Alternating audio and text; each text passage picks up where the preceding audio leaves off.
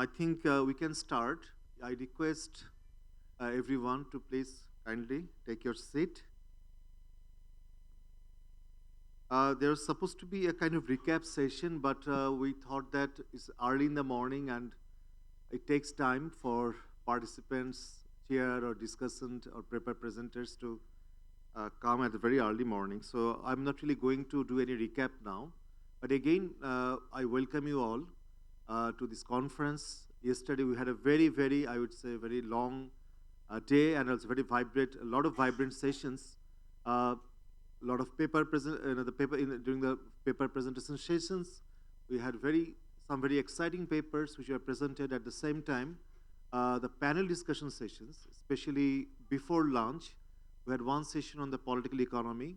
After lunch, there was one session on trade and investment, and then there was, towards the end, very important session was on involving the very young researchers, and they talked about various aspects of human capital, especially human development, education, health, and various other aspects. So today also, we have before lunch, we have 10 breakout sessions, 5 now and 5 after tea break. And I look forward to engaging discussion during all these sessions. At the same time, in the afternoon, we have 3 consecutive panel sessions. So I invite you all to attend and participate in those sessions. So I will not take much time. So what I do that, we have one session now on the macroeconomic issues. Our chair is on the way, but we thought that we'll start on time because whenever he comes, he can join and he can moderate and start chairing the session. But we already have our discussant, Mr. Jillur Rahman, Assistant Professor, Department of Economics, Jagannath University, and Deputy Director, Rapid. He is with us, and also I think we have the paper presenters here already. So I request Jillur to probably temporarily moderate the session until Dr. Manzoor Hussain comes. And at the same time, the procedure of what we followed yesterday, since this is the big screen, where if we sit over there, it will block, will block the, seeing this screen. So the presenters and chair and discussant, they sit here in this audience, and after the presentation, they all go to the dais, and then so that they can answer all the questions and comments. So with this, let me invite Jillur to just start the proceeding. Yeah. Come here, just.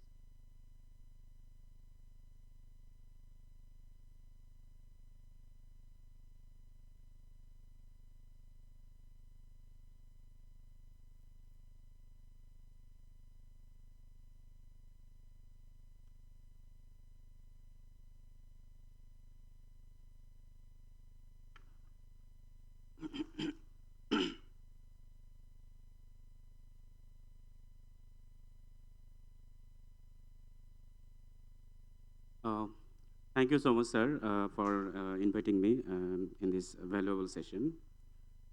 So, as the chair is currently unavailable, I'm temporarily taking the charge of the chair or moderator. So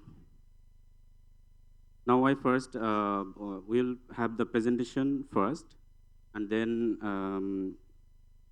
the discussant will provide the comment, followed by question and answer, and then remarks by the chair. So each presenter will get 10 minutes to present their findings. So I first invite Dr. Steffi Carmel, lecturer, Madras School of Economics, to present his paper. To come to the dais and present the paper. Thank you.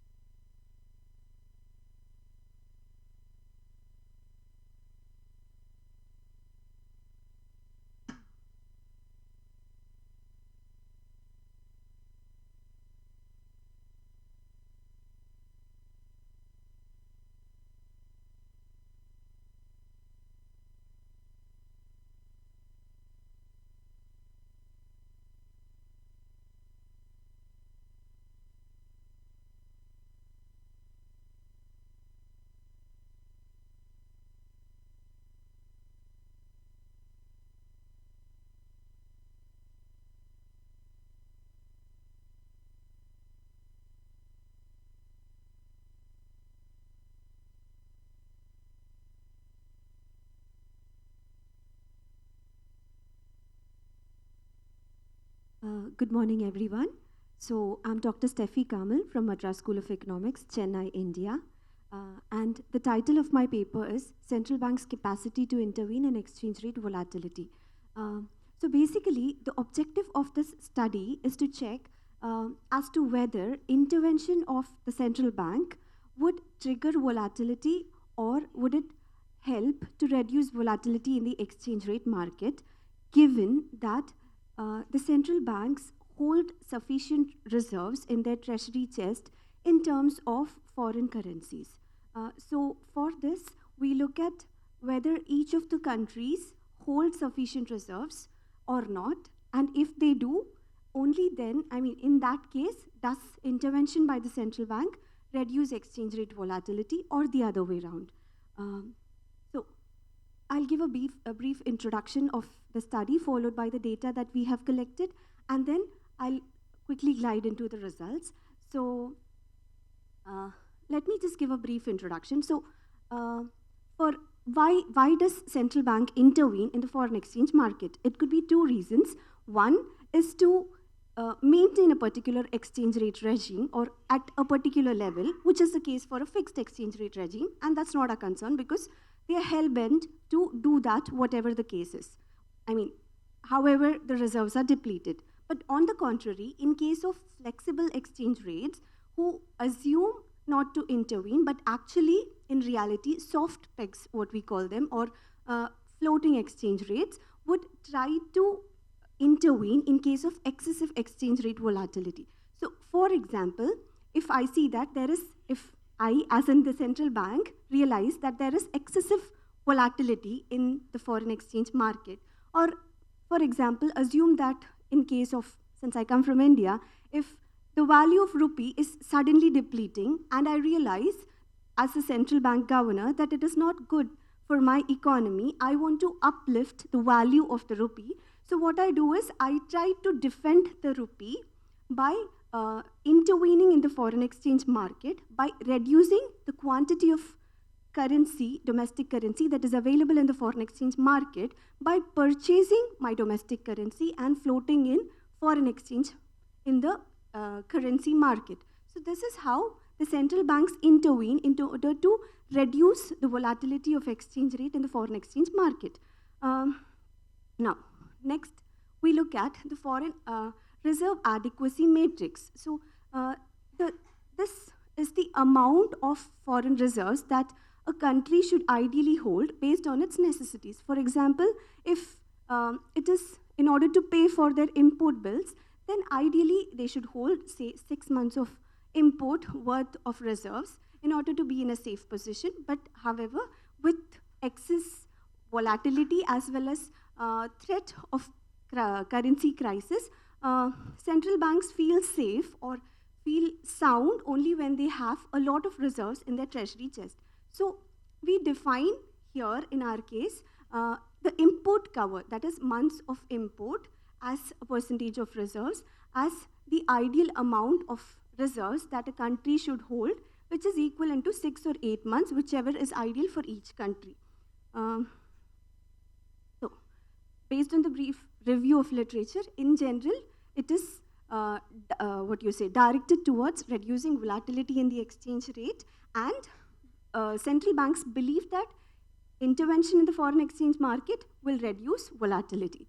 But there are also contrasting studies that intervention by central banks would increase volatility of exchange rate in the foreign exchange market or move towards disequilibrium. So since we have this contrasting views as to whether it will reduce the volatility or trigger volatility in case of intervention, we look at two conditions. That is, we look at countries who has moved or transited from a situation or a state of less than adequate reserves to a state where they have sufficient reserves to intervene in the foreign exchange market. So we have a structural break or two sets where you have insufficient reserves and you have adequate reserves. So based on this criteria, I have selected data which comes under the category of floating exchange rate or freely floating given by the IMF, and then selected based on this criteria that it satisfies both sufficient and inadequate reserves, and also tried to capture those nations who have an arch effect from 1990 to 2020, because since 1990, most countries have had a structural reform or have moved from a fixed exchange rate to a floating exchange rate. So that's the thing. So we found 17 countries which followed or which came under this category, of which 13 countries exhibited an arch effect. So those countries, whichever had a consistent data, is what we considered. We ended up with 13 nations, and we fitted a Garch model. So Garch model, we estimate a mean and a variance equation simultaneously. So the mean equation had exchange rate volatility or rate of change of exchange rate as an ARIMA model, and the variance had the usual Arch-Garch terms. Along with it, we have also included an interactive dummy variable, which is the intervention index multiplied by a dummy variable, which is equal to, say, 1 if, say, it has sufficient reserves, or equal to or more than sufficient reserves, and 0 otherwise, which gives us a dummy variable of when a country has adequate reserves, and another dummy variable to capture the other part of it, that is when it has insufficient reserves. So the dummy variable will take the value 1 when it has insufficient reserves. So by doing this, we have arrived at an arch estimate. So here, if we look at, I have the results for all 13 countries. So the first column, which gives us the country name. Second one is the dummy variable, whether I've considered 6 months of imports or 8 months of import. Then I have the constant. Then columns 4 to 6 gives me the Arch-Garch estimates if I've used up to a Arch 2-1 model. And from 7 to 11 gives me the E-Garch estimates if I've used up to a E-Garch 2-2 model. And the last two columns, which is our variable of interest, the 12th one, which is when there is adequate reserves. When a country holds adequate reserves, it's the dummy variable. So for example, so if I consider the case for Turkey, in column 12, I have a negative 0.205. That means when the country has sufficient reserves, then if central banks intervene in the foreign exchange market, it will reduce exchange rate volatility, which means it has a negative sign. On the contrary, if you look at the 13th column, you have a positive 0.963, which says that when it has insufficient reserves, if the central bank intervenes in the foreign exchange market, it will actually trigger volatility. So it depends not on, whether or not intervention is successful is based on whether the central banks hold sufficient reserves or not. So followed by other countries. So due to paucity of time, I've just summed up in one table. We find that Turkey has, the expected results, and the next two countries, Norway and Colombia, we see that it is insignificant. So intervention has insignificant results when you intervene if it has inadequate reserves and manages to reduce volatility in exchange rate if it has sufficient reserves. Again, Switzerland, India, and Brazil has shown that it increases volatility in the foreign exchange market, but however, when the country moves towards sufficiency, the extent of volatility reduces. Same is the case for other countries. It's only for Romania that we have seen a different result, and we are yet to find out the reason for the same. So all other countries, we have seen that either it reduces volatility when it has sufficient reserves or increases volatility when it has insufficient reserves, or both.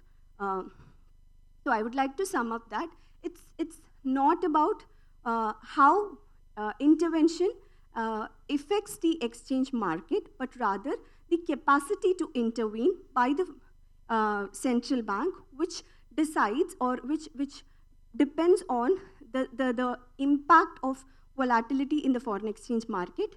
More important, so that we found that in case of insufficient reserves, what happens is that the central bank is more concerned about accumulating reserves than reducing volatility. So even though there is volatility in the exchange rate, they intervene to accumulate reserves so that they reach sufficient reserves rather than reduce volatility. So the primary aim is to accumulate reserves when you have insufficient reserves, and when you have sufficient reserves, then intervention has the expected expected result of reducing volatility in the foreign exchange market. So holding reserves is the key. Thank you.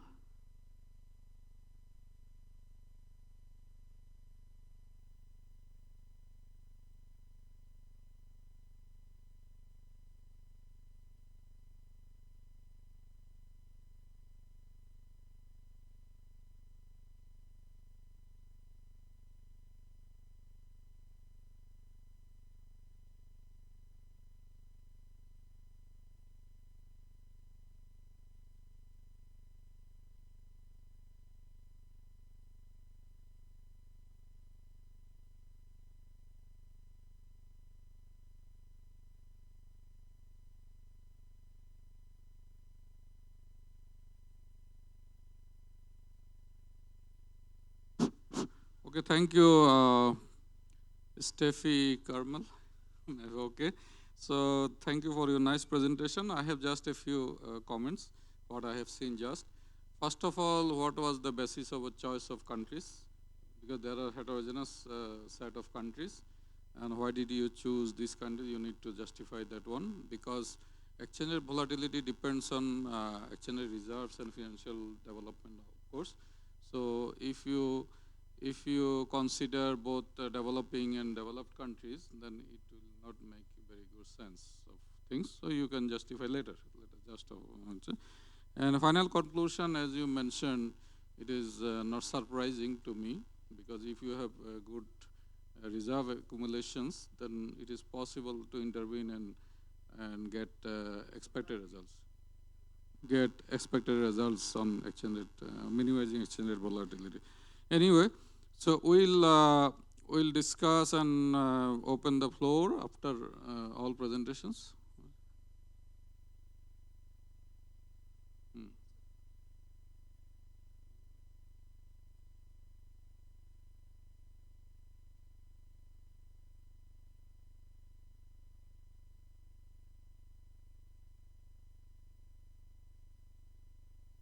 Okay. Our modality is that after all completion of all presentations, then we will open the floor and take some questions from the floor, and also discussion, designated discussion, will discuss the papers in a very quick way. Now I will invite Robin Chandra Paul, Deputy Director, Bangladesh Bank, to present his paper, The Impact of Central Bank Independence on Inflation, Empirical Evidences from Developing Countries.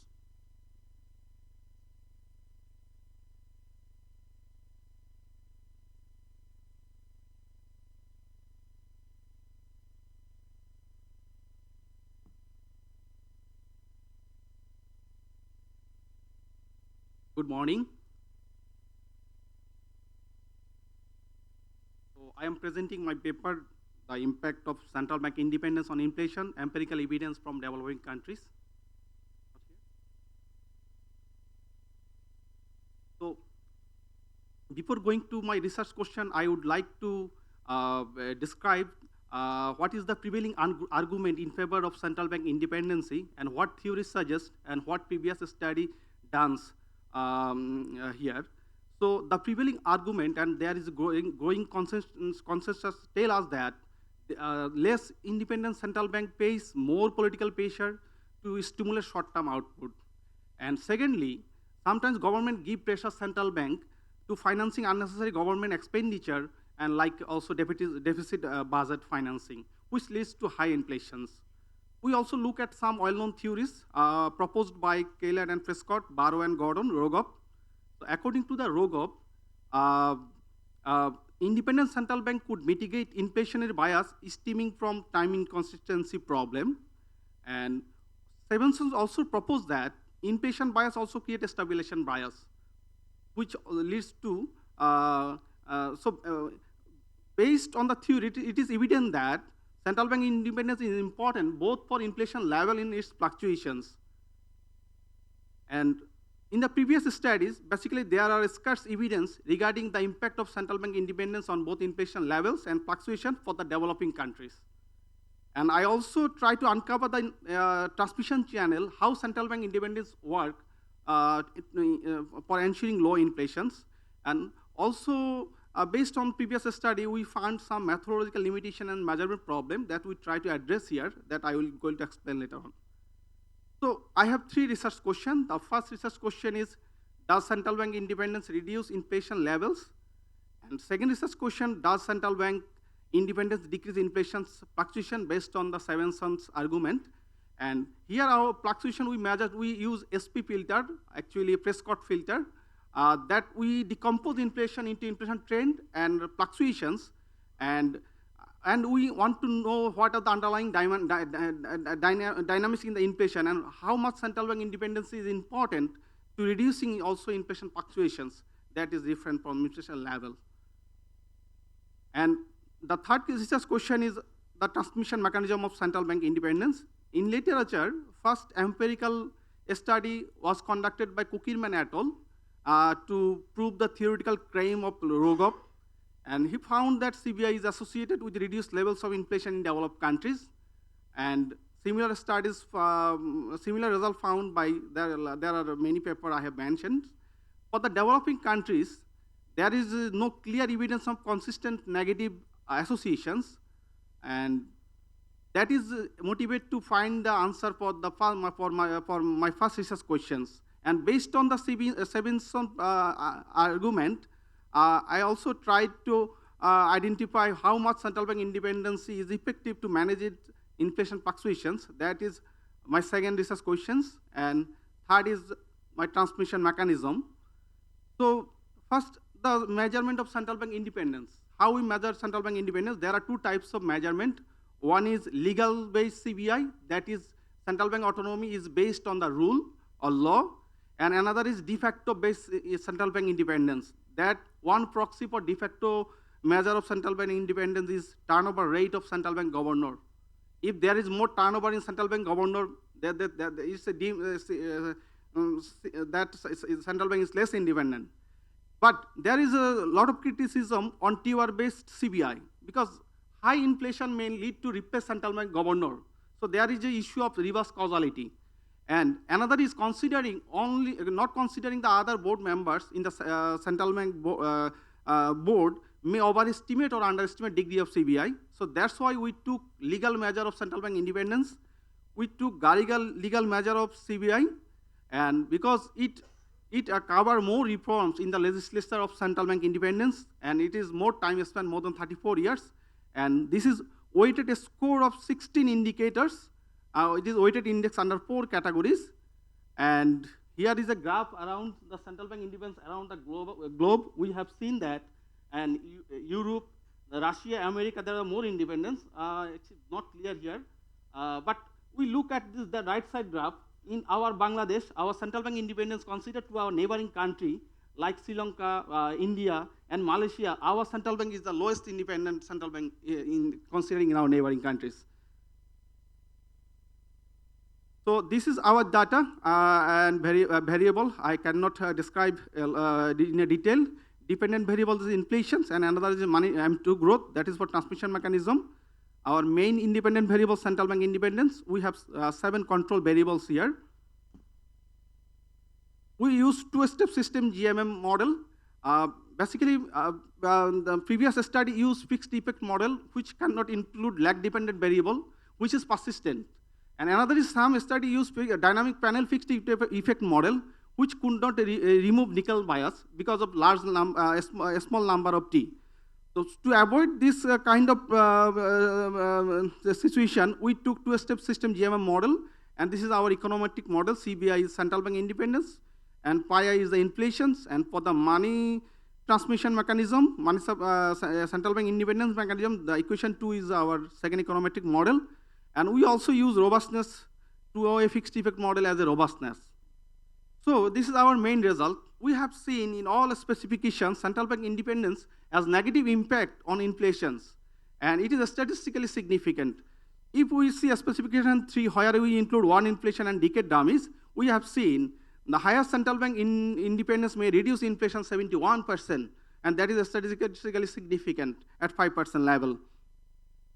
So when we break inflations in inflation trend and inflation cycle, in both cases we found significant result, and central bank independence also is an effective mechanism to reduce inflation fluctuations, and we see it is also significant, and in a specification 3, central bank independence may reduce inflation fluctuation around 31%. So now the third research question, to address the third research question, we basically try to identify relationship between output and demand growth at different level of central bank independence, and also based on the economic conditions, we categorize economy based on economic boom and economic dummy, slump. So in economic boom, we have seen there is a positive slope, and when central bank independence low, there is a high money supply in the economy. But when we look at economic slump situation, we have seen there is asymmetry in central bank response. We have seen there is a negative slope when there is a low independency, but it goes to positive when independency is high. So this asymmetric response, from this asymmetric response, that we had the implication is that if monetary policy, if central bank is more independent, monetary policy will be more symmetric. Central bank will cautious about expansionary monetary policy, and they take decision based on economic fundamental, not short-term political considerations, which is reflected in central bank actions, and central bank monetary policy will more be disciplined here. And if we can show, if central bank independence has a strong negative impact on money growth, we can say money growth is a transmission channel through which higher central bank independence leads to low inflation. So here is the result, and we have seen central bank independence has a very high impact on the money supply, and it is consistent in all specifications. And so our findings basically is consistent with both inflation bias and time inconsistency theory, and our findings reliable in all specification and also in the robustness of two-step fixed effect model. So we have several policy implications here, especially for the double IQ countries, and including country like Bangladesh, where central bank independence is low, and country facing currently very high inflation and also banking sector vulnerability. So based on our study, empirical study, we can say that central bank independence is a key institutional mechanism to keep lower inflation level. Second, central bank independence also curb the inflation fluctuation in the developing countries. That's in managing business cycle, abroad business cycle. And the last is that central bank independence can be considered as a more disciplinary and in monetary policy decision. Thank you. Thank you, Robin, for managing time very nicely and efficiently.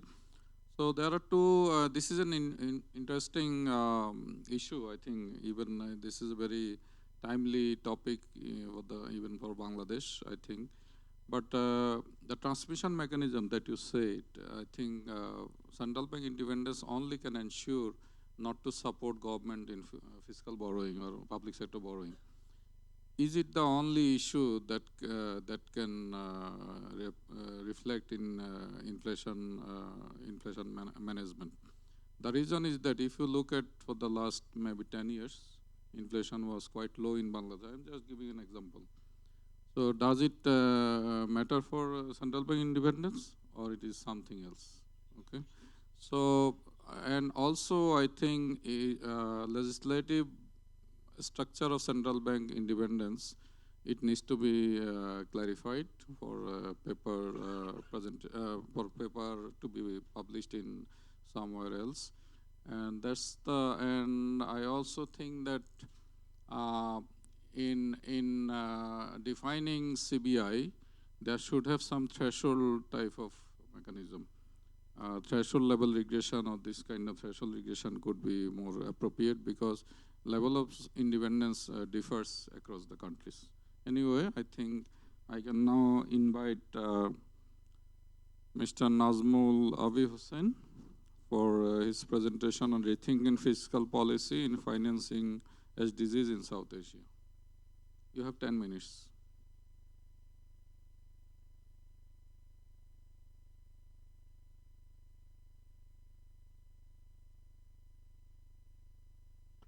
So thank you, everyone. So good morning. So before I start the discussion, I think I would like to invite my co-author for 2 minutes on explaining the background and the story behind the policy work that we do on this topic. So may I invite please Dr. Yan Islam to explain the background a little bit, then I will take it from there on the paper.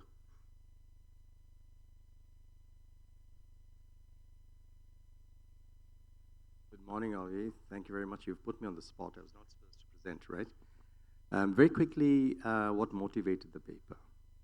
At least until the global financial crisis, 2008. We could say that macro policy was driven primarily by nominal anchors, by which we mean, that the primary role of key institutions like the central bank, as we heard before, and also finance ministries, is to respect and sustain stability by observing prudential thresholds on debts and deficits, as well as thresholds on inflation. That particular idea, unfortunately, meant a disconnect between macro policy as practiced and the global development agenda. Think about it. There's the Millennium Development Goals that we knew. There's the SDGs. How do you connect macro to these development goals? Is something that has been insufficiently explored. And the idea in this paper is to give an illustration of how we can rethink fiscal policy that allows us to argue in favor of a greater integration of macro policy with the global development agenda. And that is the motivation behind this paper. It's all yours, Avi. Thank you.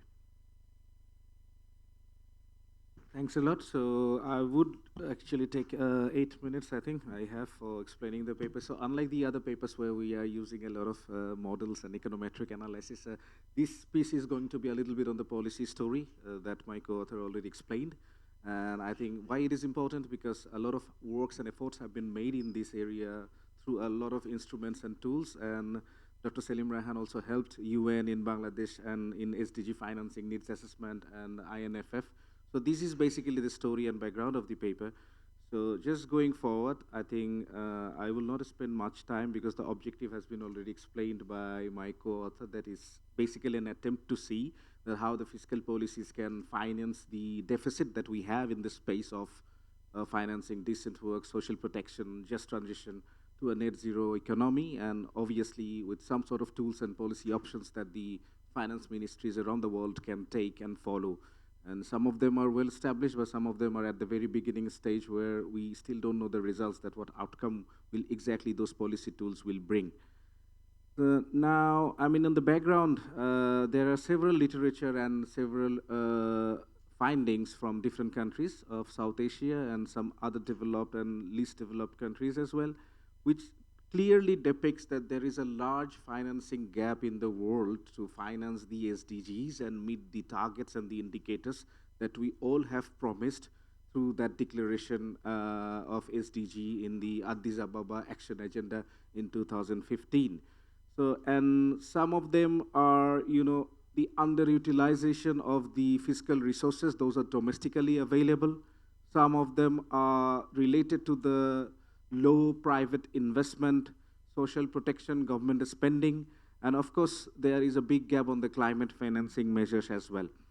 So now, if you just see the estimates that is presented by the IMF, I think in 2023, that you can easily see that there is an estimate that gives a kind of idea that what kind of additional resources and spending we need to achieve the SDGs by 2030. And if you can see that there have been 5 key elements where the estimation has been made. Those indicators are on health, education, wash, electricity, and roads. Now, why these 5 elements? Because these elements are something was easier to estimate by IMF, the kind of estimation that they used. And as you will see, a lot of these impact the 17 SDGs, especially if you speak about SDG 4, that's on the education. If you speak about the SDG 2 and a little bit on 3 on social protection and health, that's on health. And on wash, we have SDG 13, we have SDG 7, and also the electricity, roads will fall under the decent work, economic growth, investment, and including SDG 9 and 10 as well. So these 5 indicators actually touch and accumulate all important indicators that we have under several SDGs. So you can see that in Bangladesh and in Pakistan are in a situation where you can see in total we need the highest amount of financing in terms of meeting the SDG targets and the goals and the estimates. And where in Bangladesh you can see health is and education are the 2 most vulnerable one, where we need most of those financing gap to be filled in. And then you have electricity and the other things, and also in Sri Lanka, the SDG financing need is also very high after Bangladesh and Pakistan. So then I think if you see the findings, I think you will see that the Bangladesh and Pakistan almost need around 15% of their GDP to be invested to meet those financing needs and gaps to meet the SDG targets. And also Sri Lanka requires around 11% of its GDP for additional spending, with health being the most important area where the vacuum is the largest. And India and Nepal are doing ideally better in the region, but they need a little bit also extra expenditure in roads and infrastructure development in terms of financing SDGs. Now, going to the area where decent work can be proceed, to be very frank, is on the spending and the needs in the social protection. Because if you don't have spending and financing to finance the social protection needs of the country, of the citizens, then I think the decent work indicators starts falling down. And that's true for many countries. So if you see the South Asian countries' needs for the different social protection and social protection schemes and programs, you will see that in total, Bangladesh and of course, including the all social protection schemes, including the essential healthcare and also the essential healthcare and 5 other social protection cash benefits that we have under the different schemes. Bangladesh comes out as a most prominent in terms of the highest need for bridging those financial gaps and needs to finance the social protection compared to the other countries. And also Pakistan is also competing very sharply with Bangladesh in at least 2 or 3 of those different social protection schemes. So going to, I think on the social assistance, I will not spend much time because we are running a little bit out of time.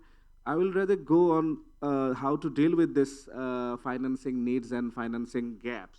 I think few things that we have, I think to be very frank, there are multiple ways. One is obviously to do the budgeting of the country, targeting those SDGs, and how do we meet those budgeting need through the exercise when we do the budgetary allocation through the finance division, and also the developing the kind of SDG aligned budget. And one of the things which is very important is to calculate actually the financing gaps, because there are many intersection among one is SDG to the others. So disentangling those intersection and connections among the SDGs is very important when we calculate those financing gaps. And then, of course, the local budgeting has to reflect the SDG financing too. One of the things that the several countries are trying is the integrated national financing framework that is a result of the Addis Ababa Action Agenda in 2015, that how do we use a tool like INFF, that's called INFF, to reduce the financing gap. And there are some 4 pillars in the INFF, as you can see here.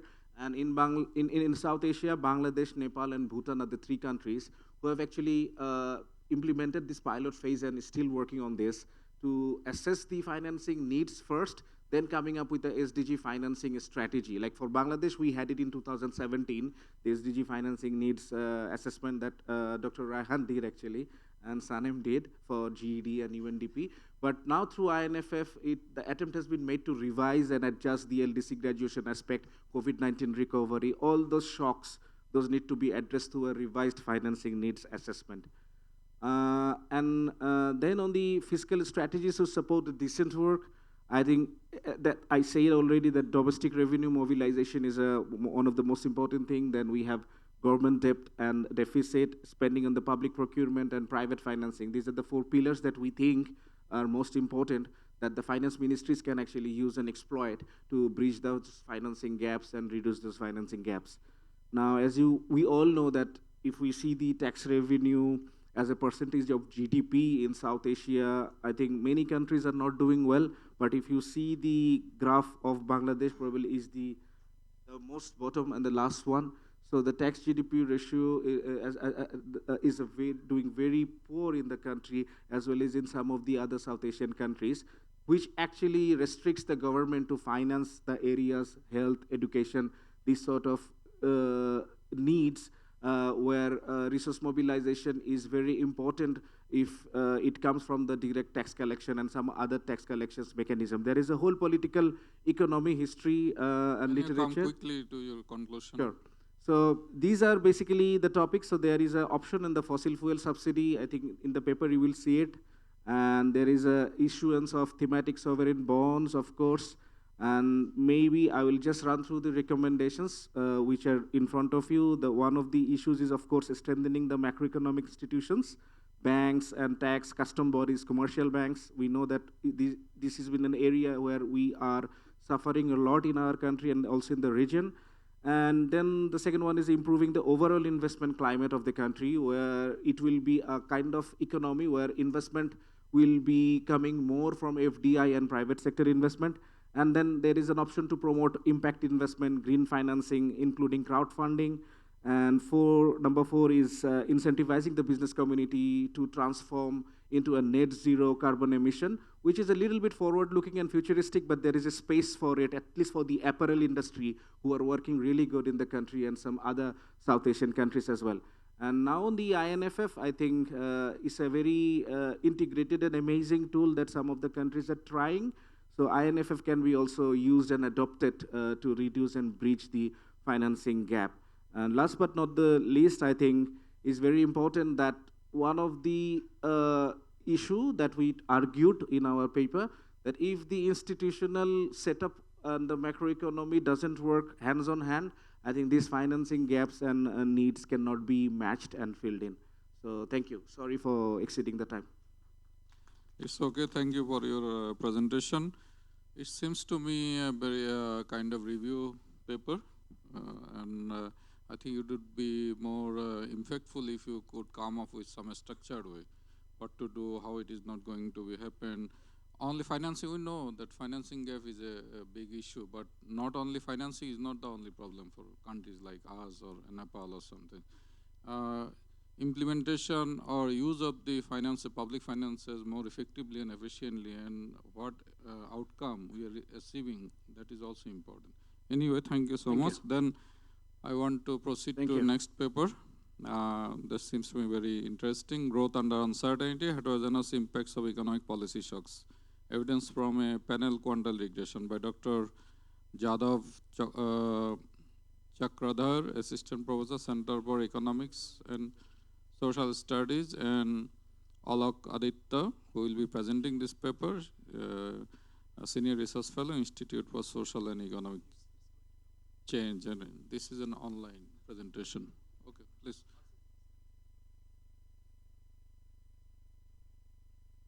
Next one, who is connected, let's see. More academic paper seems to me.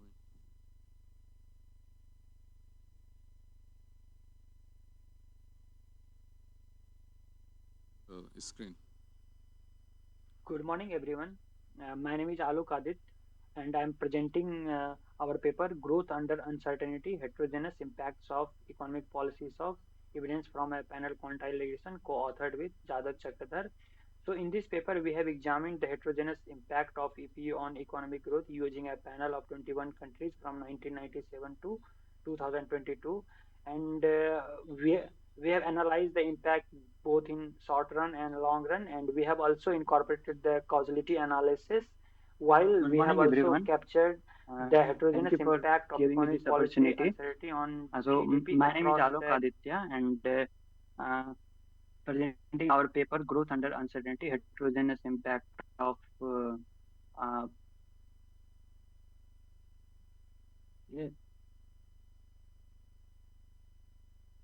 title slide is not visible there. Hello. Alok, you may continue, please.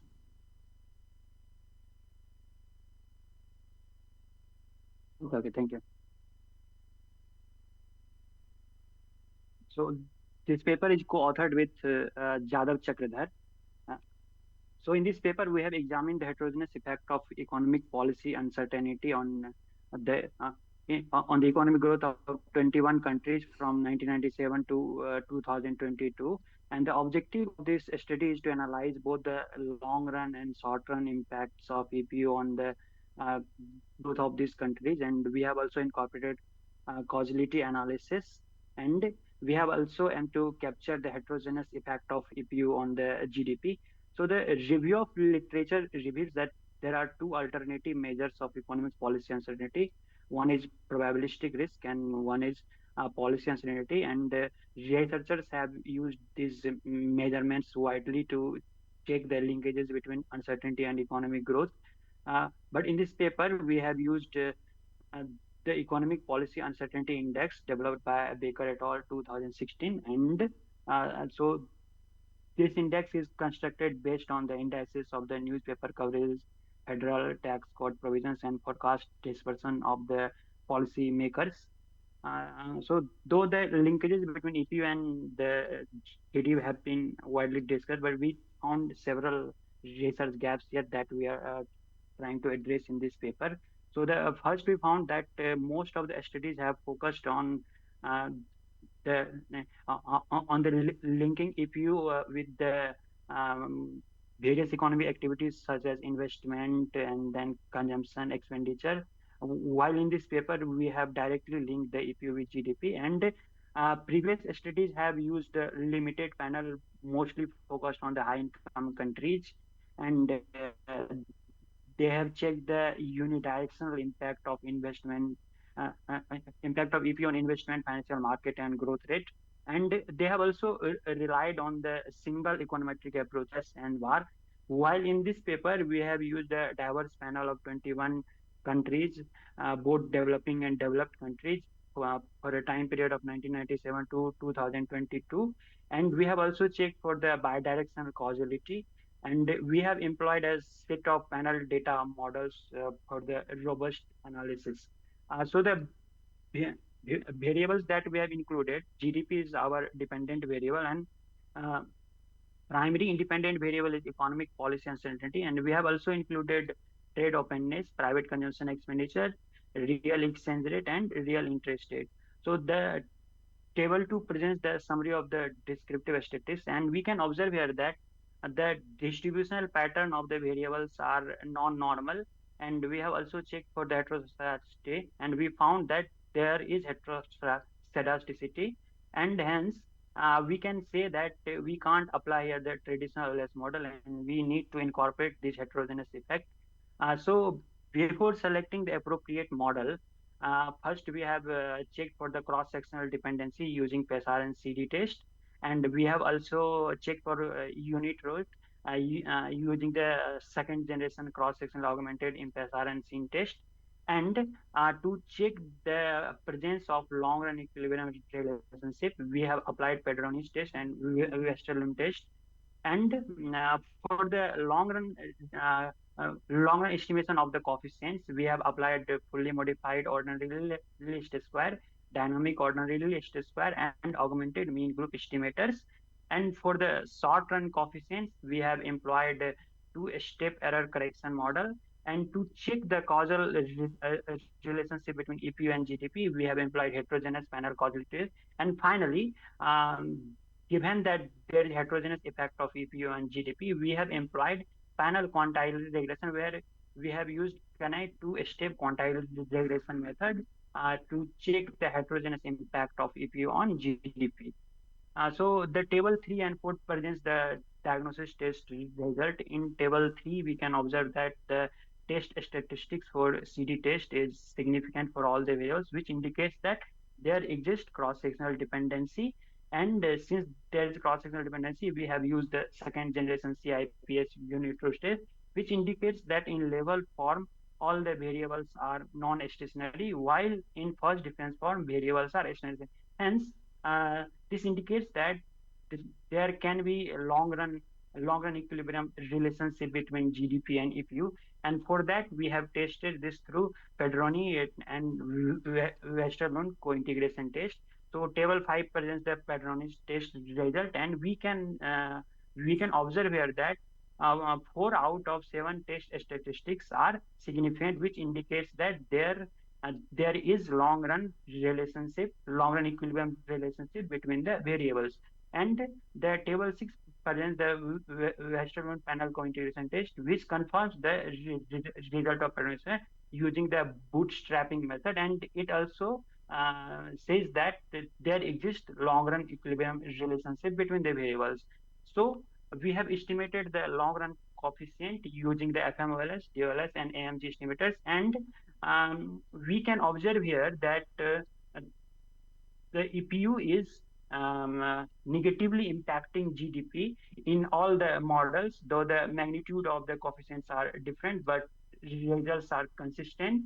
And we also observe that trade openness and private consumption expenditure is positively impacting GDP, and real exchange rate and real interest rate is negatively impacting the GDP. And so this is in line with our theoretical approaches, which also indicates that uh, when there will be high uncertainty, this can hinder the economic growth. And this is also in line with the a few previous results using the limited panel or country level analysis. And we have estimated the short run coefficients here. Our aim is to check whether any short run deviation in the long run equilibrium relationship can be corrected. So as we can observe here that our error correction term is negative and significant, which indicates that uh, short run fluctuations in the long run equilibrium can be corrected, and the speed of adjustment is 0.25. And we can say that almost 25% of the deviations can be corrected in the next period, and it will take 3 years to correct the 75% of the deviation in the APU and correction made by the GDP. And we have also checked for the causality, and the result is presented in table 10. And we can observe here that we found bidirectional causality between EPU and GDP, and the current level of EPU can affect the future level of GDP, as well as the current level of economic condition can also affect the perception about the future level of economic policy uncertainty. And finally, table 11 presents the results of quantile regression, and we can observe here that the coefficients of the EPU is negative throughout the quantile except for 40th and 90th quantile, and the magnitudes are different. So this confirms that there exists heterogeneous effect of EPU on GDP, and the positive result for 40th quantile can be explained that so in the emerging economy, whenever there is uncertainty, a stock market usually catch the foreign fund, and we can observe that the foreign fund inflow increases due to the future correction, due to the expectation of the future correction. And for the developed countries in the 90th quintile, we can explain this result as so in developed countries, uncertainty arises due to mostly a stock market volatility, not due to their economic structure as in the developing countries. And we also found that trade openness has also heterogeneous effect on GDP, as the magnitude is coefficient is positive, but magnitudes are different. And similarly for the private consumption expenditure, and we found that real exchange rate is negatively impacting, but the magnitude are different across the quantiles, and we can also say that there is heterogeneous effect. And similarly for the real interest rate, we found that for the developing countries like 1 to 30th quantile, it is positive, while for the uh, developed emerging economy, it is negatively impacting the GDP. And we can here say that in in low income countries, the saving tendency is very low. And to sum up the findings, So first we found that EPU is negatively impacting GDP, and the direction of causality is bidirectional. And we found that most of the shock in GDP can be observed within 3 years. And we can suggest few policies here. So based on our findings that the magnitude of the negative impact of EPU on GDP is very high in the developing countries compared to developed countries. So we can suggest that developing countries should focus on governance stability. They should apply transparent policy which will boost the confidence of the investors and for the long-term sustainable growth. And they should also focus on strengthening their institutions and regulatory frameworks.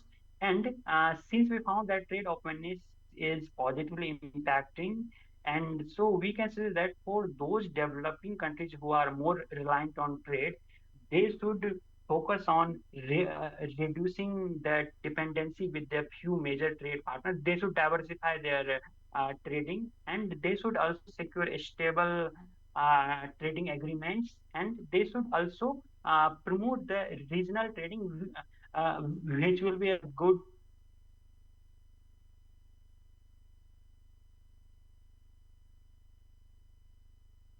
and real exchange rate is also impacting the GDP differently in the developed and developing countries. So we can suggest tailored monetary and fiscal policy where developing countries should focus on increasing the interest rate in order to enhance the savings and in order to boost the long-term investment, while promoting the various social safety nets and others to promote the private consumption expenditure, as we found that it is highly related to the GDP. And for the developed countries, there should be uh, there should be a stabilization in the interest rate, so that fiscal and monetary policy should be coordinated well for the stable economy. And since we found that most of the shock can be observed within 3 years, so countries should focus on some crisis preparedness, such as they should establish automatic stabilizers such as contingency fund, and they should also apply some counter-cyclical fiscal policies in order to in order to cushion the economy in the time of high uncertainty. And that's all. Thank you very much. Thank you very much, Alok, for your nice presentation. I have a few very quick comments on your paper. First of all, it would be better if you know a bit more about the EPU, Economic Policy Uncertainty, how the index was created, what are the factors or variables inside the index, and that. My second observation is I see that both EPU and REAR, I think REAR volatility or REAR index, just I don't know, both generate the same results for on growth prospects. So I'm not very sure whether REAR is already included in the EPU. So it needs to be checked again. Third comment that I see in your model, short-term model, ECT, I found it is positive. That means it is diverging, not converging. You can check it again. Thank you very much again. Now I want to invite Mohammad Mahbub Alam to present his paper, The Effects of Macroeconomic Shocks and Uncertainty on Bangladesh's Fiscal Sustainability.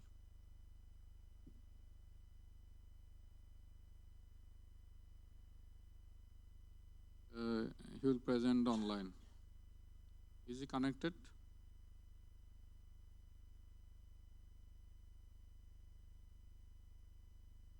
No.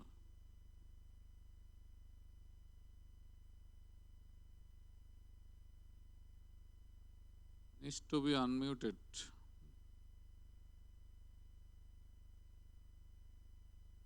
Mahbub Alam.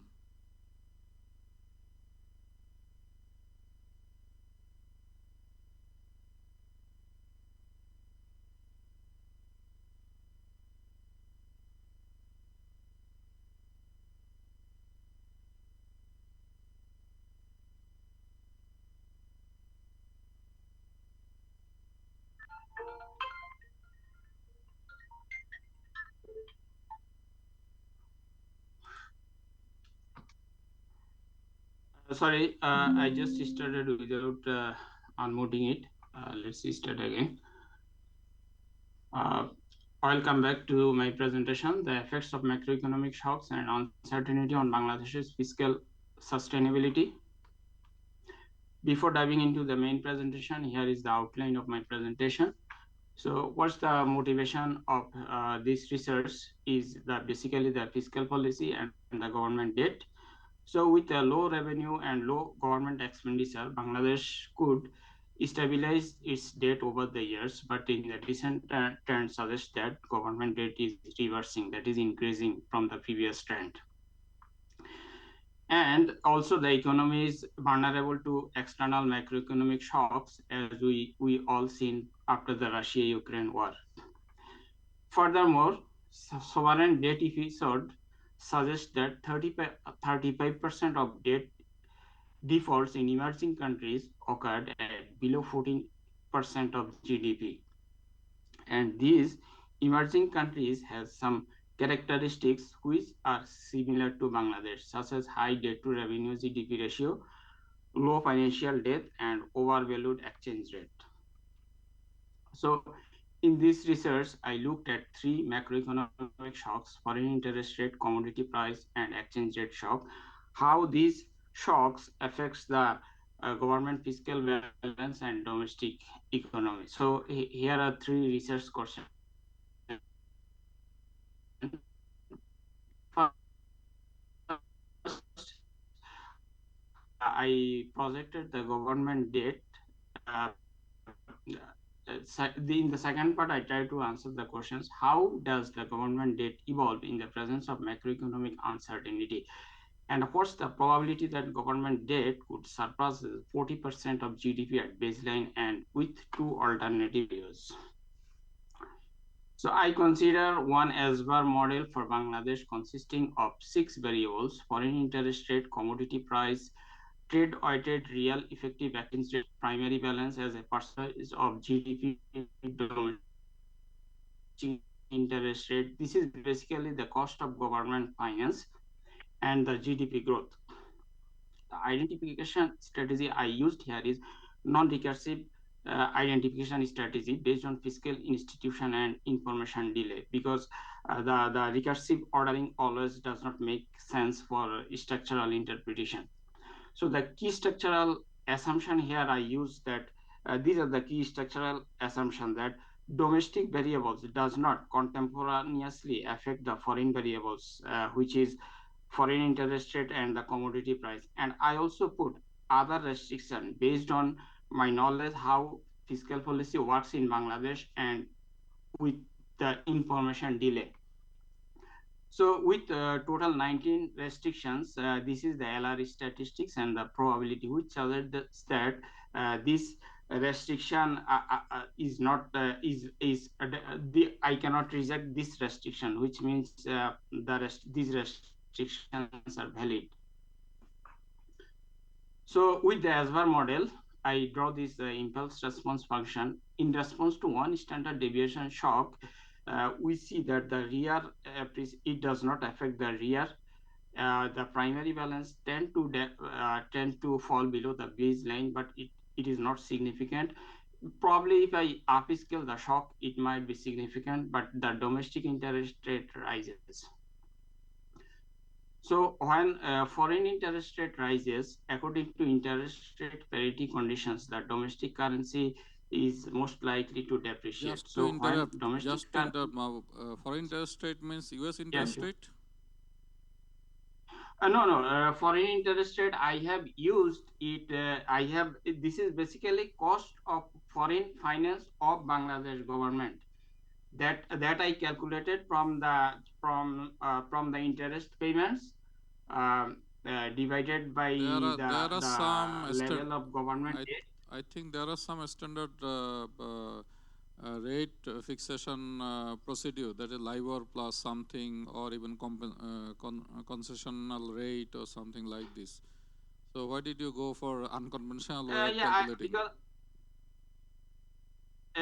Because I did not go for that, because Bangladesh is still, borrow from, it does not, in most cases, it does not depends on economics. More, since this is concessional finance, and uh, I just presume that it is difficult to relate with macro fundamentals rather, because these most of during the sample period most of the finance are concessionally in nature, so it is less related with macro fundamentals.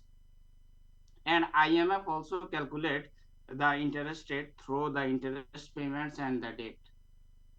That's what I take. Okay. Proceed, please. So the foreign yeah. So the effect, the primary balance is not that significant, and on top of that, the domestic interest rate rises because when the cost of foreign financing increases, the government tends to borrow from the domestic market, from the maybe from the bank borrowing or non-bank borrowing. In the second shock is the commodity price inflation shock. So we see that in response to one standard deviation shock to commodity price inflation, the real effective exchange rate depreciate for 2 period, and consequently we see that the primary balance goes down below the baseline. For the period it's marginally does not significant, but probably if I upscale the shock it will be significant. So if we look at why the primary balance goes down, if we look at the government budget, we see that the government paid a significant amount for subsidies in Bangladesh. In the last fiscal year, the government paid 8.5% of its total expenditure for subsidies. And here are the expenditure on subsidy, massive subsidy, electricity and agricultural subsidy. And empirical data also suggests that I just plot two variable, the commodity price index and the primary government expenditure. I saw that the positive association between two variables as the covariance is 0.6. And mm, then the third shock I look at is the one standard deviation shock to real effective exchange rate.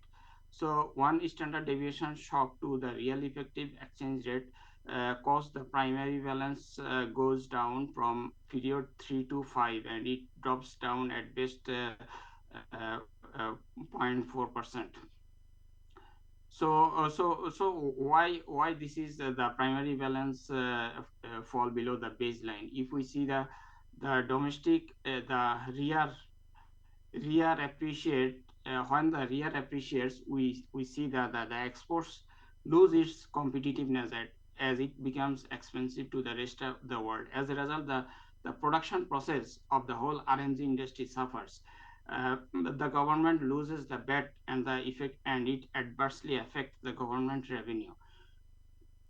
The other aspect is if the real appreciates due to the nominal exchange rate, the government expenditure actually drop because the government saves some money because the government has to pay less for subsidy expenditures. So it eventually improves the government's primary balance. However, if the real appreciates based on the nominal exchange rate, then it could negatively affect the remittance because the value of Bangladeshi taka goes down when the nominal exchange rate appreciates. And we all know that the remittance, which is mostly used for domestic consumption, the government loses the revenue. So could be the explanation why the primary balance dropped. In the second part of the research, I focused the macroeconomic variables that directly affect the government debt dynamics based on the government intertemporal budget constraint. And I also I used a 5 variable bar for the debt forecasting, and using the variance covariance matrix of this bar, I forecasted the macroeconomic variables for 5 years, and the share of foreign finance, I use a univariate model such as AR1 model because it earlier. So then I projected the government debt for 5 years. So these are the the projection of macroeconomic variables, and these are the projection. These the government.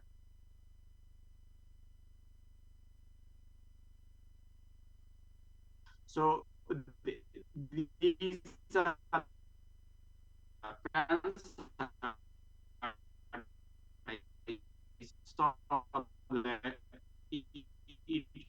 It shows that the median debt, that debt level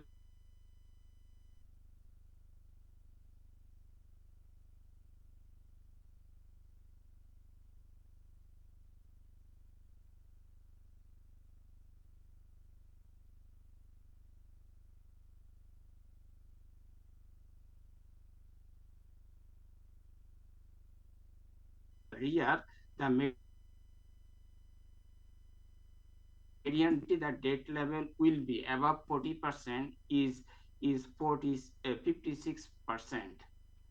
So based on these findings, here are some recommendations to mitigate the risk of commodity price fluctuation. The government should improve the efficiency of subsidy regimes, because there are a lot of allegations that there are misappropriation and inefficiencies there, and the government would also should diversify its energy sources and boost domestic production. And to mitigate the impact of foreign interest rate shock, the government should strengthen domestic revenue mobilization and domestic capital market, and strengthen macroeconomic fundamentals.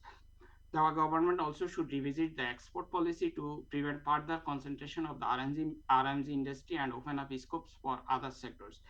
And of course, increased investment in skill enhancement program rather than providing direct subsidies from remittances.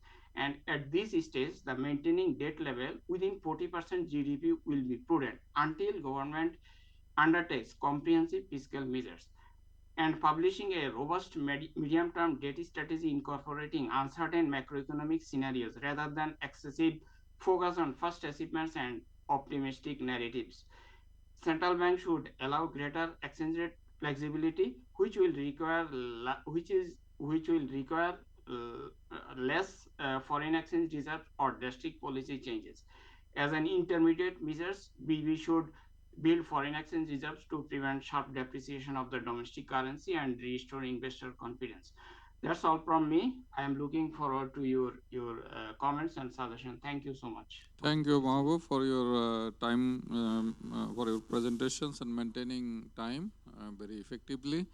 I think most of your policy recommendations are very common to us, and hope the discussion will put some insight into it. Now I think we have finished all 5 presentations, so I invite our designated discussant, Jillur Rahman, who is the Assistant Professor, Department of Economics, Jagannath University. I request him to discuss the papers. I think one by one. You will have 15 minutes around. Oh. Okay, all the authors come to dais, please.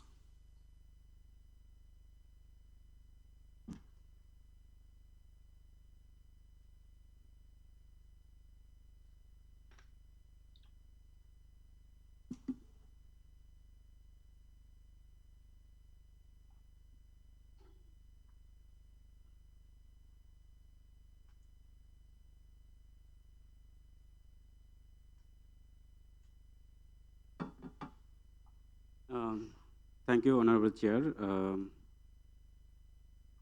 So I'm delighted to be here as part of the quality discussion.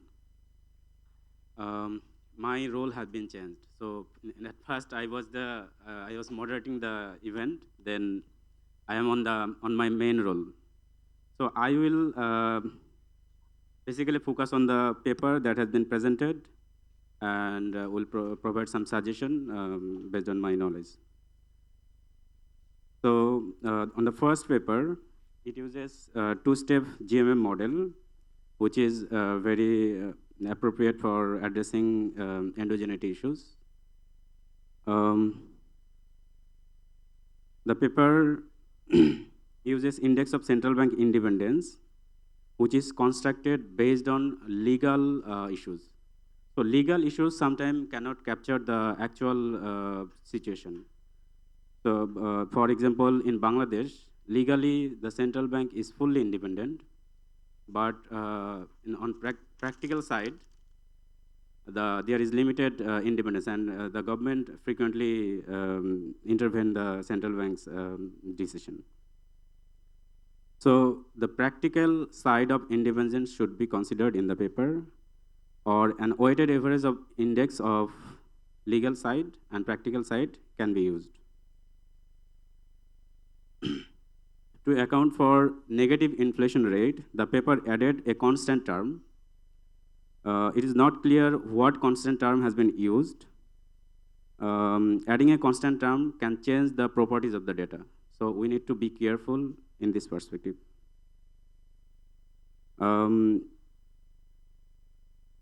Inflation, that is already a rate.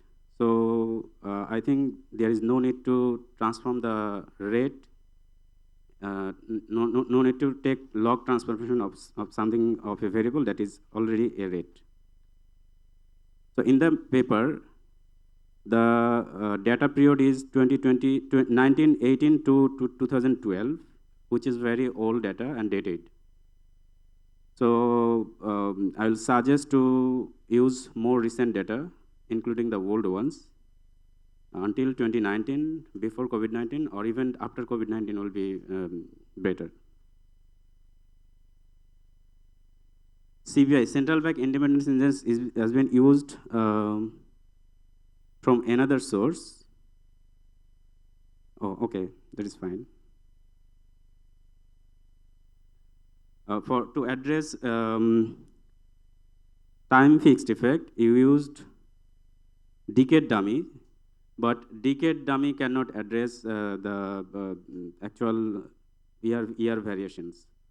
So I think fixed effect, to address the fixed effect, time fixed effect model variation or dummy should be used in the paper.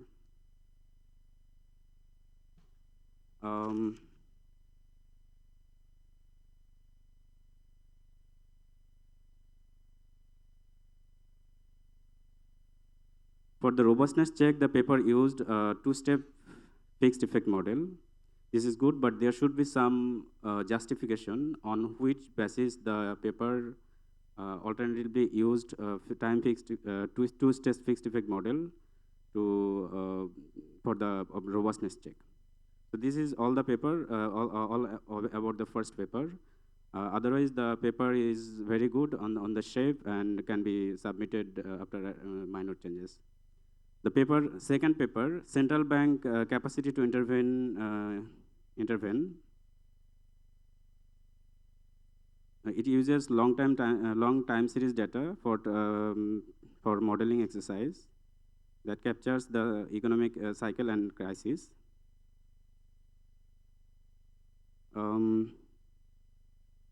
The paper used input cover as the sole measure of reserve adequacy.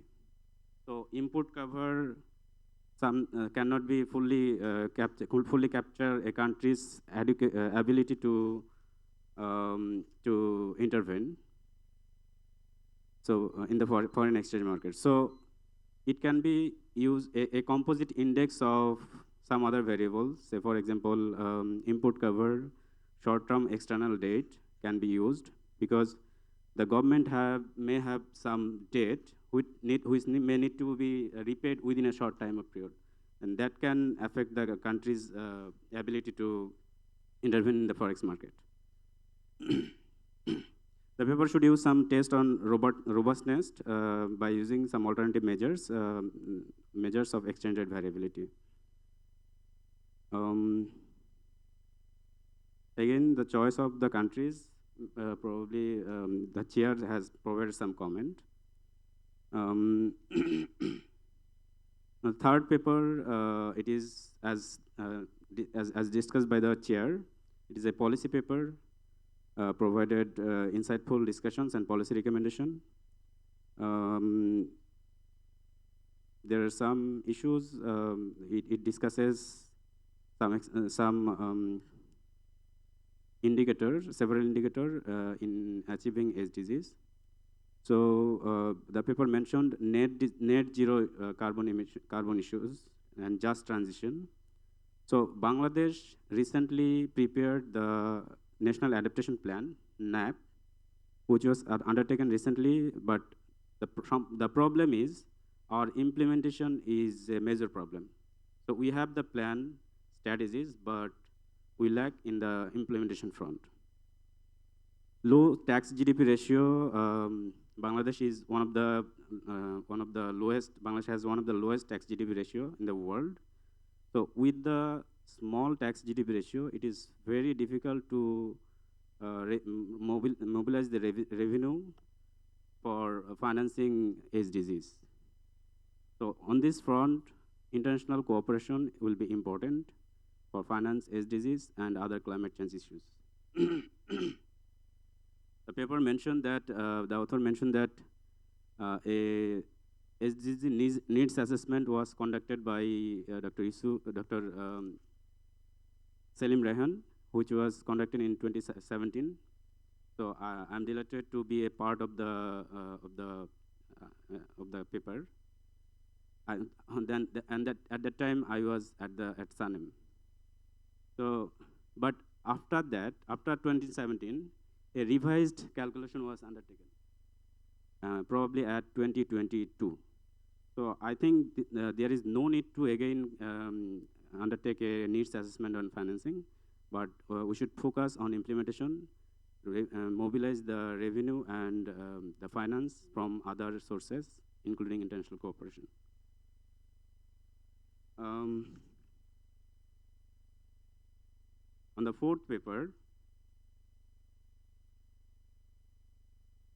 it uses economic policy uncertainty to see the impact on economic growth. The EPU data has been taken from another sources called Baker et al. So Baker et al. That construct EPU data based on some newspaper articles. So newspaper articles sometimes cannot capture the real life scenario, or sometimes they represent. Sometimes overrepresent, or sometimes they underrepresent. That can be an issue. Country selection is not clear how and why these 21 countries are selected. So there should be a justification. The paper used quantile regression, but the interpretation of the EPU, interpretation of why EPU has a positive effect on growth are not fully explained. So, and another problem is you used the economy size. So, say for example, you said the countries above 90th percentile, they are developed countries, but developed or developing countries are not measured in terms of GDP or GDP size, because say China is the second largest economy, but they are developing countries. So you cannot measure developing on developed countries on the basis of GDP. A separate regression for developing and developed countries could be useful to claim that the statement, the high-income countries or developed countries show more resilience to EPU, while developing countries are adversely affected. So you can use the same modeling exercise separately for developing and developed countries to see the difference. On the fifth paper, the paper used too many restrictions. I think 19 or 29. But when you use too many restrictions, it reduces the strength of the paper, of the model. Can I respond to that? You can respond later. You will get time to respond. Yeah. Thank you. So annual dataset has been used, but for this type of exercise, some high frequency data will be helpful to reflect the actual scenario. So the paper mentioned that the annual data is not available in the context of Bangladesh for long time horizon, but you can use some proxy data, proxy variable for the longer time annual data. For example, GDP. For GDP, you can use industrial production index as a proxy of GDP that can and then use quarterly frequency to use the in the paper. In Bangladesh, there are some issues related to data. So Bangladesh's data are not reliable according to many international sources and according to many economists. Dr. Monjur can elaborate on this term. So using this data, it is very difficult to provide policy recommendations on robust policy recommendations. So and if you use this Bangladesh data, it is very difficult to publish on high quality journal, highly ranked journal. The paper mentioned too many policy suggestions, but for any academic paper, we need to contemplate the temptation to be within the paper. So I suggest to minimize the policy recommendation, which are currently on very broad, but be in the paper on the findings, and based on the findings, provide a few policy recommendations, 2, 3, or 4 is fine. So finally, all the paper, I think all the paper are highly qualityful, and the discussions was very excellent, presentation was excellent. I wish you will improve the paper by addressing some of the comments and submit the paper to some good journals. Finally, I thank SANEM team, especially Dr. Selim Rehan, to invite me in this valuable discussion. Thank you, participant, chair, participant, presenters, and all. Thank you. Thank you, Jiller, for your insightful comments. I hope the authors will be benefited from your comments. We are running short of time. I can take only 2 or 3 comments or questions from the floor. If you have a questions, very specific question, just ask the specific author. Any question? Okay, Dr. Salim Ryan has a question. No, thank you. About this central bank independence, since in that slide I couldn't really understand it, the structure of the banking sector, especially the way default loans, the share of the default loans, was it included in one of those indicators? So just a query. But you can respond it later. But thank you. But I congratulate all the presenters for excellent presentation.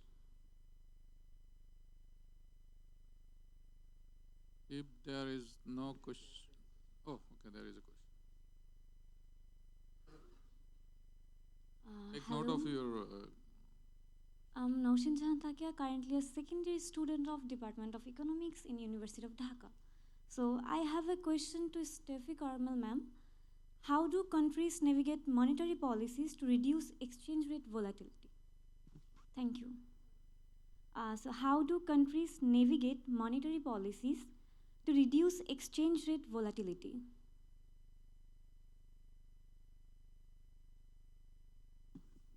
Any other question? One more question, just one more I can take.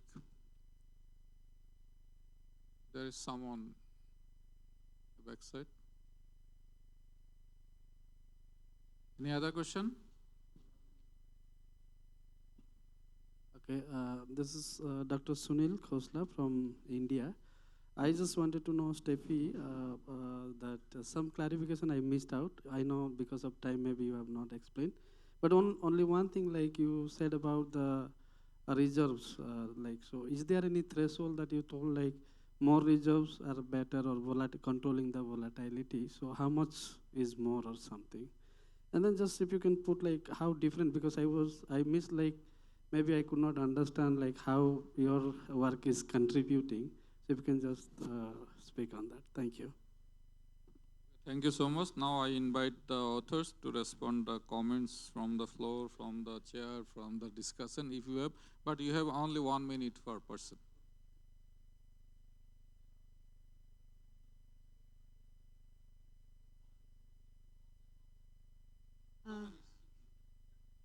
Thank you everyone for the wonderful questions and carefully listening to my presentation. So I'll begin with the question by the chair and the discussant, the justification of the country. So basically, what I did was, for 2019, that is pre-COVID, I looked at the list of countries from descending order of high reserve holding countries. So based on high reserve holding countries who have moved from a less than sufficient reserves. So if I can also answer your questions.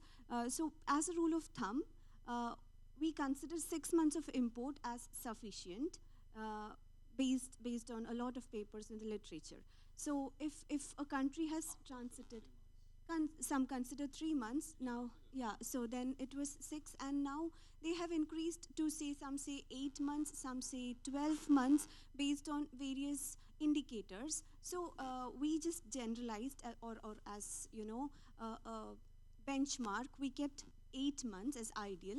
So if countries have moved, if it was a country who always had sufficient reserves, say China, because their imports are much less as compared to their exports, so if imports to reserve ratio is always high, so there's no question of inadequacy. Or a country like, say a small country like Albania, always had low. So I just took a country which transited, where I could check whether having sufficient reserves reduced volatility or having insufficient reserves increased volatility. So that is the basic understanding of countries, and I've included both developed and underdeveloped, because not just developing nations but also developed nations try to reduce volatility in their exchange rate, even though as a de facto rule they believe that, or they proclaim that they are freely floating. They do intervene in the foreign exchange market.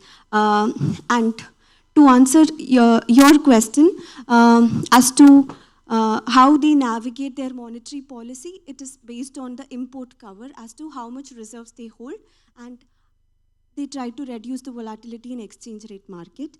Sir, regarding the import cover, which I've used as a benchmark, so what we did is, since we need to capture volatility, for which we need very high frequency data of at least monthly data, so we checked correlation between the composite index as well as short-term external debt, and it had highly significant correlation. So we just used import cover.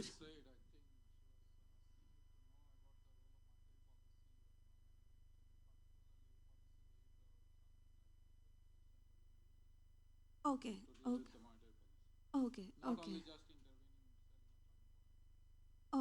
okay. So is it like, apart from reducing exchange rate volatility, what are the other things of monetary policy? Was that what you were trying to understand? Okay, I think it will become a long discussion. Could we have it outside? Thank you.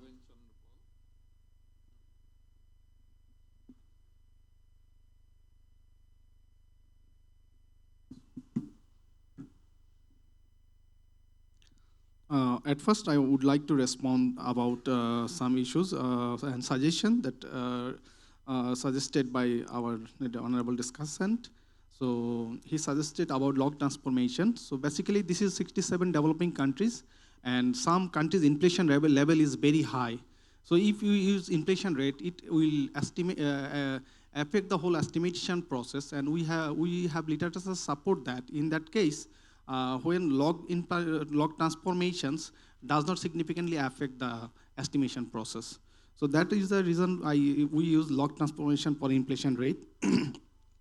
Another thing is data set 1980 to 2012. Actually, this data set, I finished this study a couple of months back, and that time Gariga data set has data until 2012. But the good thing is that recently the database updated, and currently until 2023, central bank index is available. So I am working on it to include the latest change.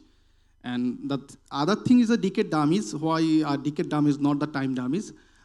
Basically, here is the issue is that it is a two-step system GMM. If I want to use the year dummies, there is an instrument qualification that I encountered one issue. And then another is for the cover the time effect, I use here world inflation. That actually has some time effect, and also decade dummies as there is just decade dummies. And one of the thing is there that world inflations and year dummies, there is a multi-collinearity issue. So for that reason, I use without decade dummies, and then decade dummies and decade dummies with world inflations to get the time impact. And I want to respond our professor sir, Selim Raihan sir. He asked one question about whether central bank index capture default loans performance. That is a question. Okay. So this actually, my answer is this is not. It is actually 16 indicators about how independent central bank governor, what is the policy independence, what is the objective independence, and what is the central bank independence to the lending to the government, like whether central bank can say no when the government want to lend government. Yes, it is included in Bangladesh. Yes, that's it. Thank you.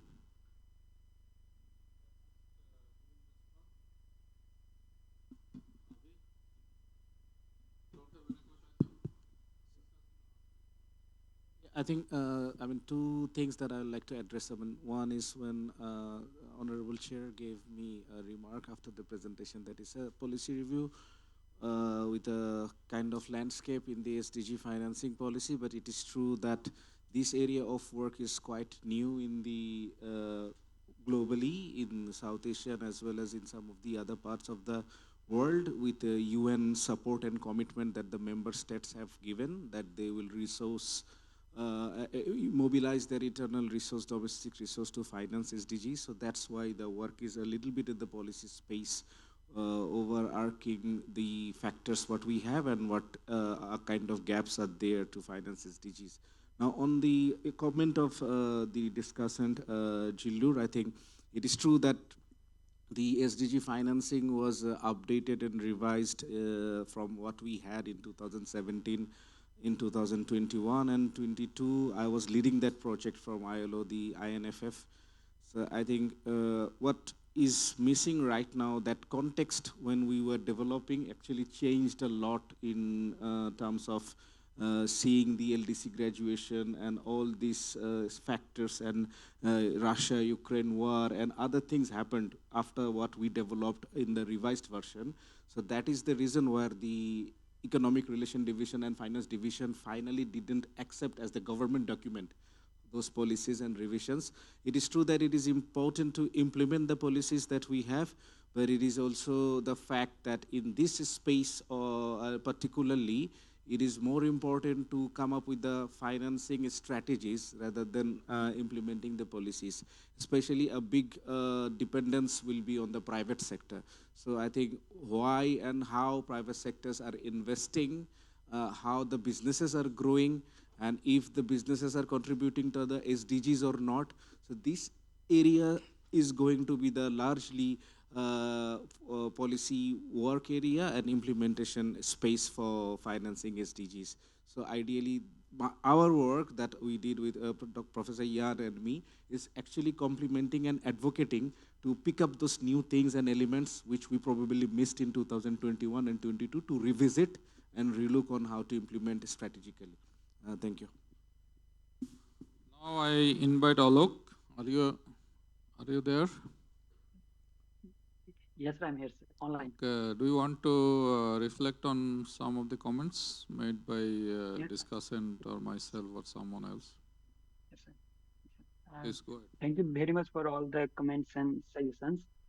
So there are total 8 comments and suggestions on my paper. So first, I would like to highlight that for the short-term regression, we found that our error correction term is negative, and maybe it was not visible in my PPT.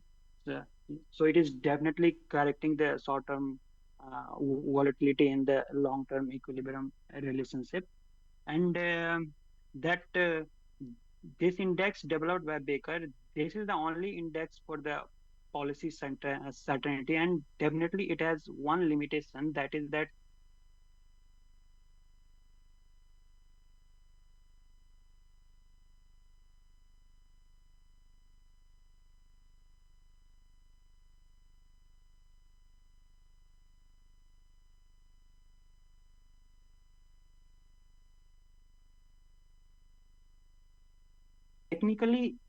technically economic policy uncertainty and real exchange rate are different, but I need to explore it more, I think. Because real exchange rate is basically the the multiplication of exchange rate with the ratio of price. While the economic policy uncertainty index, it is the index based on the newspaper coverages and then the expiry of tax code provisions. And this index also includes the dispersion of the view of Look, different policy sorry to makers. intervene you. Yes. So I saw that your economic policy and uncertainty and REAR both provide the same results. So which one was important? Economic policy uncertainty or REAR movement or something like this? Because the same direction, same significance level I saw, if I don't miss it.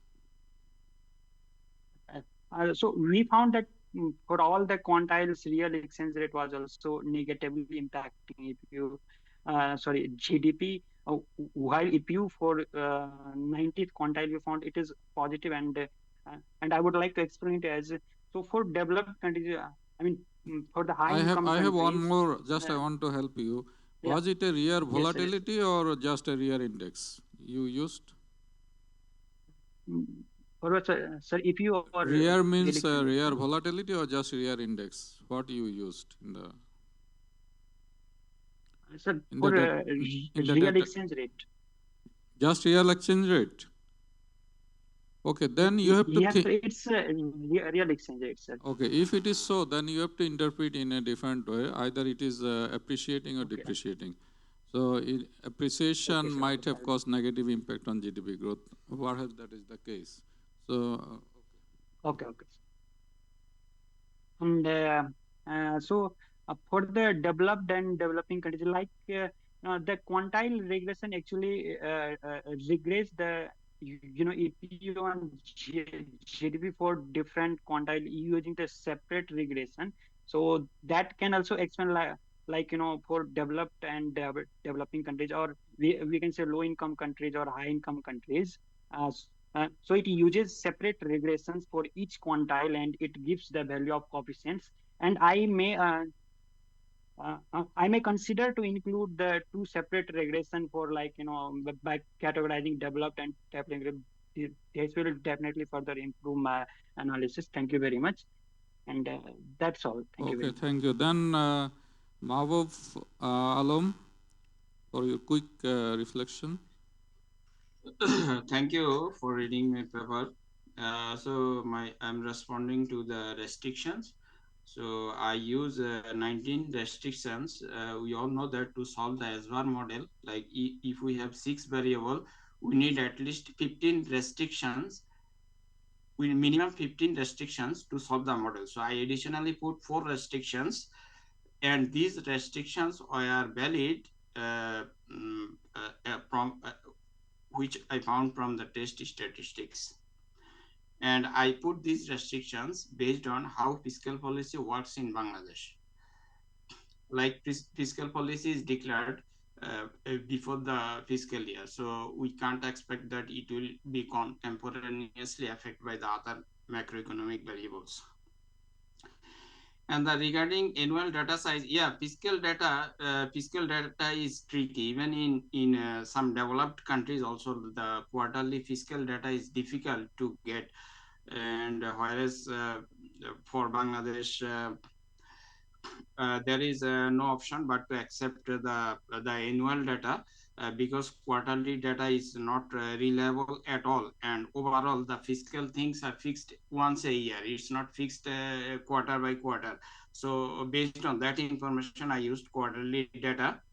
And regarding the whether I could use industrial index for for this purpose, I don't think industrial index is appropriate here, because direct GDP growth, interest rate, these are directly related to the debt dynamics, not industrial. The debt dynamics, this is government debt, so it's related with GDP growth, interest rates. The industrial production index is not directly related to it. That's why I did not use it. And that data I use IMF World Economic Outlook data. Before 1990, those revenue data are not available in the IMF, so I use the finance division's data for 9 or 10 years. And regarding policy recommendations, yeah, this is a work in progress. I am working on it, so I'll fix it and maybe restrict it to fewer recommendations based on what I actually found. Thank you so much. Thank you so much. Thank you all. Should I say a few more words? I don't know. Okay, first of all, I just want to thank you all for listening this session patiently. I already gave you some quick comments, but I also want to tell you about the first two papers. First of all, that central bank independence is a very old and debated issue, and results are inconclusive in the literature. There are lots of papers you will find. It doesn't mean that independence will give you better results.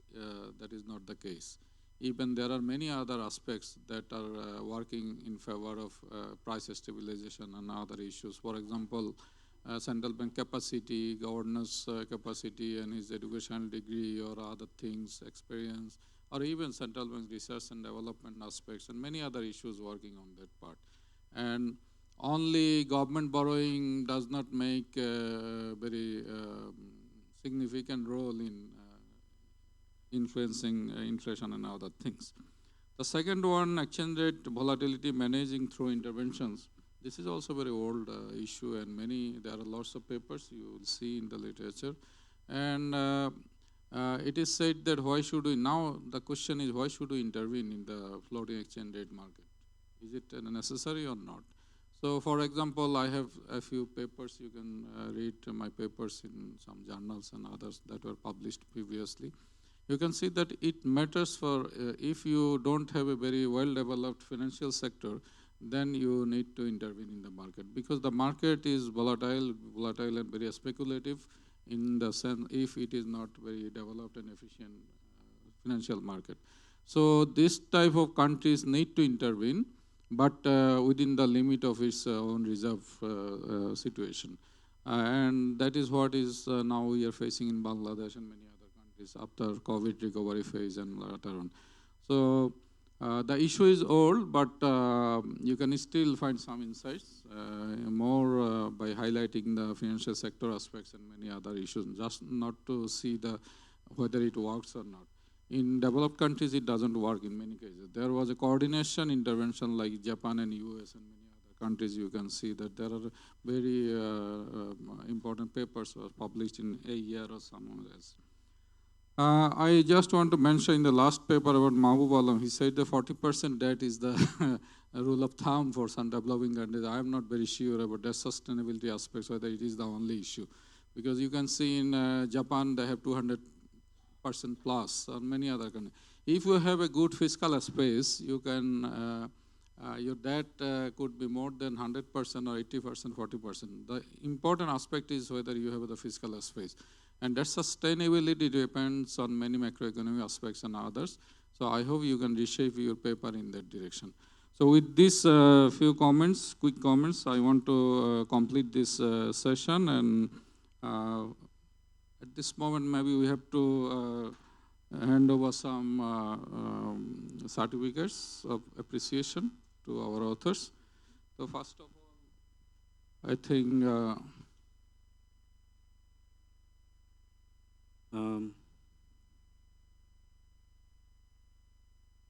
first one is Mr. Robin Chandra Pal, the chair will hand over the certificate.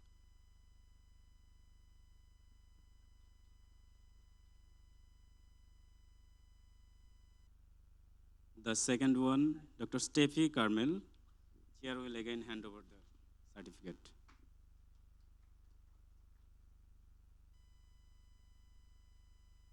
Mohammad Nazmul Ovi Hossain.